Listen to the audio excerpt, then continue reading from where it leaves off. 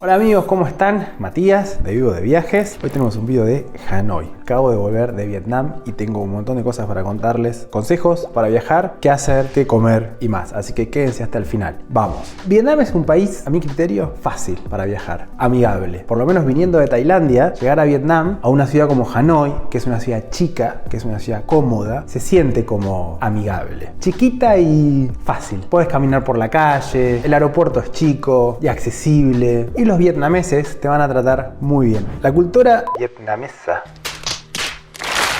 Vietnam pasó por momentos difíciles, generación tras generación, y se ven esos cambios generacionales. ¿A qué me refiero? Por ejemplo, la generación de los bisabuelos vivió la guerra de Indochina, del 45 al 54. La colonia francesa, que colonizaba Vietnam, al igual que otros países, como Camboya y Laos, ¿sí? Que terminó en el 54 con la libertad, ¿no? Con el desmembramiento de Laos y de Camboya, pero no de Vietnam. Vietnam quedó separada en el paralelo 17, Vietnam del Norte y Vietnam del Sur. La generación de los abuelos vivió la otra guerra, la guerra de Vietnam, que seguramente habrán escuchado hablar. Vietnam del Norte era apoyada por Rusia y China, comunista, y la figura era el líder Ho Chi Minh, que hoy en Hanoi pueden ir al mausoleo, donde están los restos. Y Vietnam del Sur era apoyada por el capitalismo. Occidente, Estados Unidos. En el 65 entra Estados Unidos en la guerra, lo que llamó la guerra de Vietnam, que después salió muy mal para Estados Unidos. Después vino el bloqueo económico de Estados Unidos hacia Vietnam. Vietnam queda por detrás del muro comunista, por decirlo de alguna manera, hasta que en los 90 se levanta el bloqueo de Estados Unidos a Vietnam y ahí Vietnam vuelve a, no sé si decir florecer, pero por lo menos el Vietnam que van a ver hoy es un Vietnam distinto, abierto hacia algunas cosas, cerrada hacia otras cosas. Una de las aperturas es hacia el turismo. La generación de los padres hoy en día vive esa apertura y los hijos, los nacidos después del 2000, como la edad de mis hijos, ya no vivieron ninguna de estas guerras, hablan inglés, estudian inglés, redes sociales y tienen otra apertura. Van a ver, porque en el turismo trabaja mucha gente joven, porque son los que hablan inglés. Los bisabuelos hablaban francés, los abuelos padres quedaron ahí como en un limbo idiomático y ya los nacidos después del 2000, también con las redes sociales, que ayudan un montón, hablan inglés, que no es algo fácil, ¿sí? Siempre digo, el inglés en Asia, por más que hables muy bien inglés, el inglés que tenés que utilizar en Asia es más un inglés monotemático, más sencillo, para que te entiendan.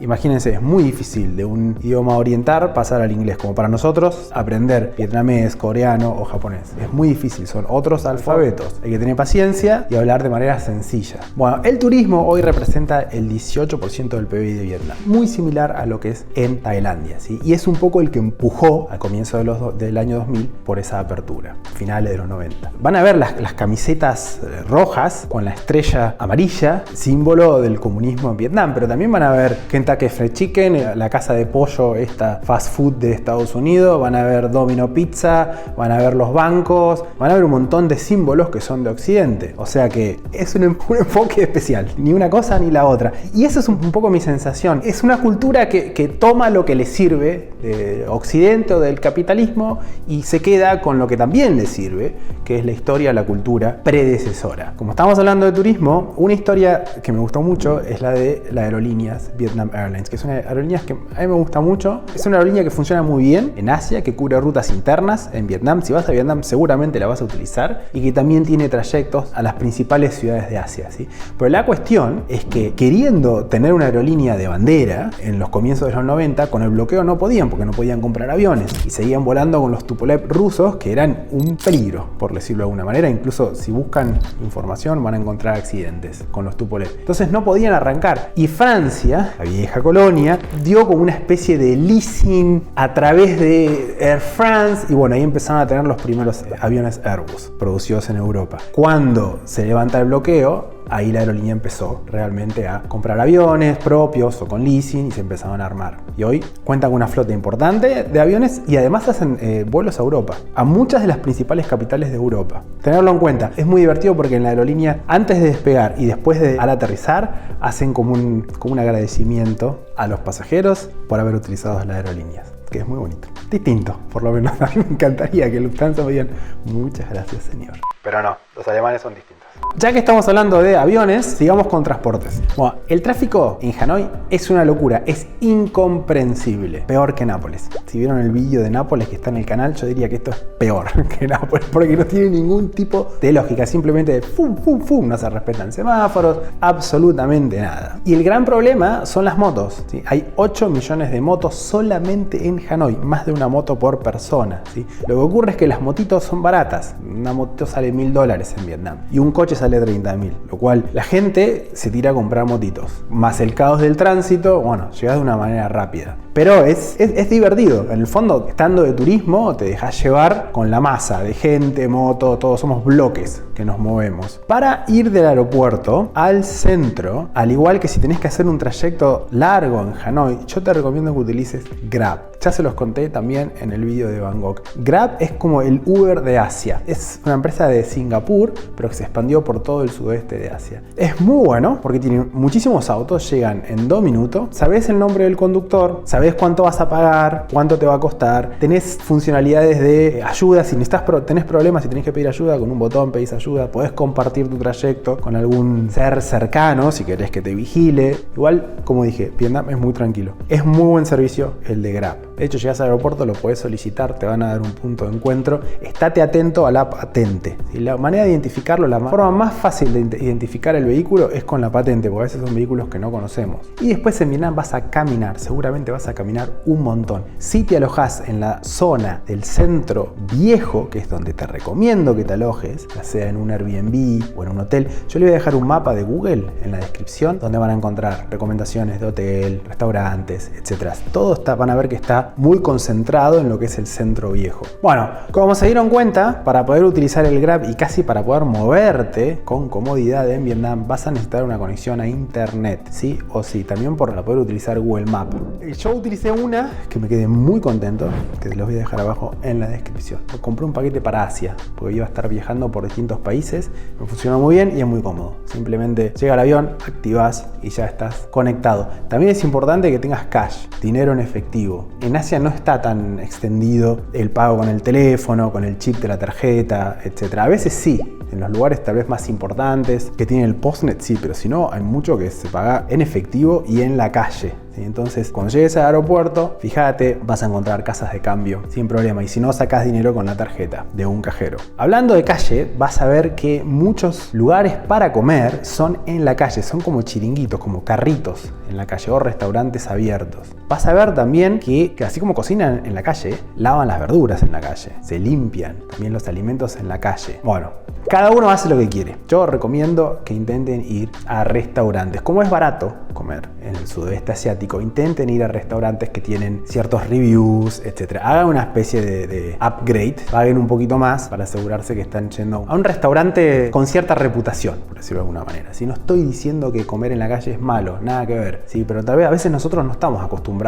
o nuestro organismo no está acostumbrado a ingerir ese tipo de alimentos con ese tratamiento. Y después si te sentís mal o te enfermas, perdés 2 o 3 días de viaje, no tiene sentido. También fíjense si se quieren vacunar. Yo me vacuné contra la hepatitis, tétano y una más que no me acuerdo. Intenté vacunarme con todo lo que tenía que ver con enfermedades que te puedes contagiar ingiriendo alimentos. Fíjense, bueno, una vez que encontraron el lugar donde quieren comer, y si les faltan ideas, yo les voy a dejar algunos, el mapa de Google, disfruten porque la comida es buenísima y es mucho más sabroso de lo que nosotros conocemos. Si solés ir a restaurantes asiáticos, te vas a dar cuenta de que es mucho más sabrosa, tiene más sabor la comida. Los rollitos primavera se te deshacen en la boca. Tenés los spring roll y los summer roll. Los summer roll son los que haces que te lo armás vos con la tela transparente, que no me acuerdo cómo se llama, perdónenme. La cerveza es muy buena y después lo que podés disfrutar, si te gusta el café y sos cafetero, en Vietnam es un festín, realmente. Porque está el café vietnamés, ese que es dulce, que se hace en las tacitas especiales, pero además tenés un montón de tipos de café. Hay uno que se llama café cold brew, de brewery, como la cerveza, que se deja reposar toda la noche, los granos se dejan reposar toda la noche y te lo sirven frío, que es buenísimo. Después tenés, bueno, el americano, cappuccino, etc. Hay uno que se llama Kopi Luwak, que es el café de civeta. Civeta es un animalito que vive en Asia, también en Indonesia, además de Vietnam. Es un animalito nocturno que lo que hacen es darles de de comer los granos de café a la civeta. Se comen los granitos y después los expulsa. Esos granitos después los limpian y lo tuestan y te hacen el café. Es para probar. Yo no noté una gran diferencia con el café vietnamés, realmente. Pero por lo menos es un tratamiento especial. Vas a ver un montón de casas de café y de té. También las infusiones, hay unas que se llaman té de flor. Son unas bolitas, pones en el agua y se abren. Un té negro. Bueno, por supuesto, se pueden imaginar, así como puedes comprar en una tienda, también puedes ir a un café, a sentarte, a tomar café, a conocer gente y a sacarte fotos con la gente. Los cafés son lugares tradicionales y para sociabilizar. Tenés los más modernos, más chic, otros más tradicionales, más sencillos. No te asustes con ¿cómo decirlo? El contexto del café. Lo mismo te va a pasar si alquilás un Airbnb. Dentro del café es muy bonito. Dentro del Airbnb generalmente tiene un concepto bastante occidental y es muy cómodo. Ahora después, las escaleras, cómo llegás, el edificio, bueno, es otra cultura. Entonces no te asustes si después vas al baño del café y te encontrás. No es condescendiente con el negocio. Lo mismo con el Airbnb. A veces estás el nuestro estaba atrás de una peluquería, tenés que pasar por un pasillo.